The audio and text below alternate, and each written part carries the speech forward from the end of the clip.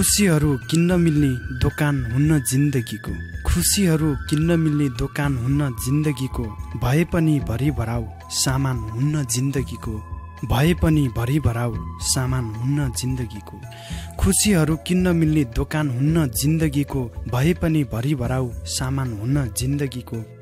यसो गर्छु उसो गर्छु भन्ने सपना जति देखौँ, यसो गर्छु उसो गर्छु भन्ने सपना जति देखौँ, उदाउने अस्ताउने ठेगान हुन्न जिन्दगीको, उदाउने अस्ताउने ठेगान हुन्न जिन्दगीको।